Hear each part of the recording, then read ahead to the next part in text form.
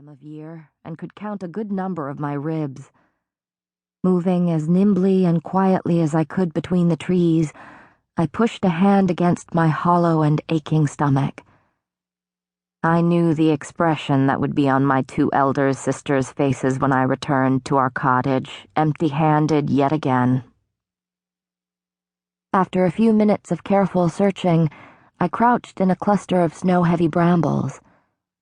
Through the thorns, I had a half-decent view of a clearing and a small brook flowing through it. A few holes in the ice suggested it was still frequently used. Hopefully something would come by. Hopefully.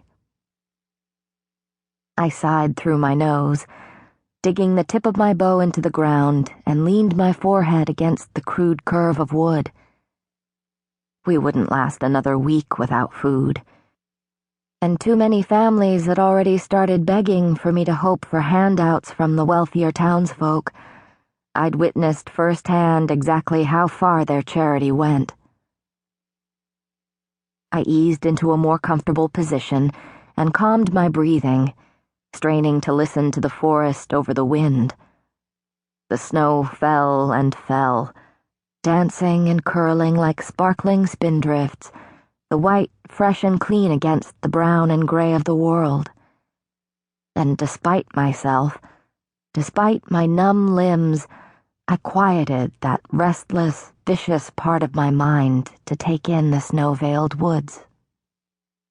Once it had been second nature to savor the contrast of new grass against dark, tilled soil, or an amethyst brooch nestled in the folds of emerald silk.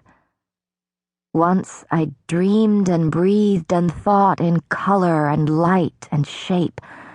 Sometimes I would even indulge in envisioning a day when my sisters were married and it was only me and Father, with enough food to go around, enough money to buy some paint, and enough time to put those colors and shapes down on paper or canvas or the cottage walls.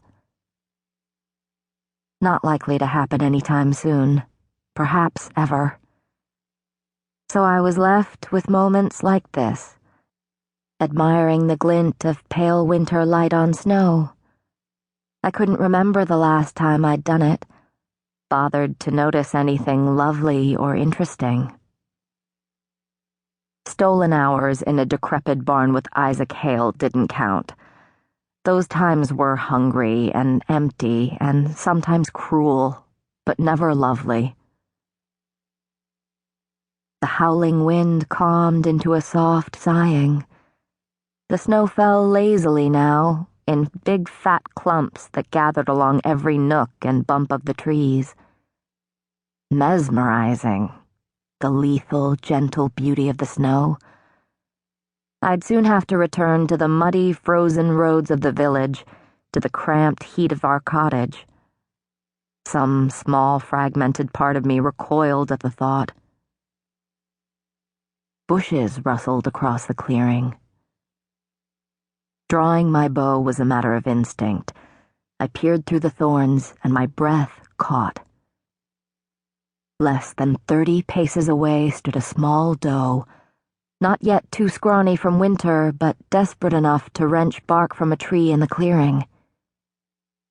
A deer like that could feed my family for a week or more. My mouth watered. Quiet as the wind hissing through dead leaves, I took aim. She continued tearing off strips of bark, chewing slowly, utterly unaware that her death waited yards away. I could dry half the meat, and we could immediately eat the rest. Stews, pies. Her skin could be sold, or perhaps turned into clothing for one of us.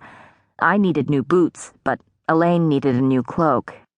And Nesta was prone to crave anything someone else possessed. My fingers trembled. So much food, such salvation. I took a steadying breath, double-checking my aim. But there was a pair of golden eyes shining from the brush adjacent to mine.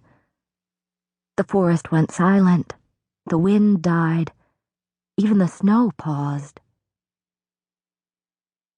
We mortals no longer time of year, and could count a good number of my ribs.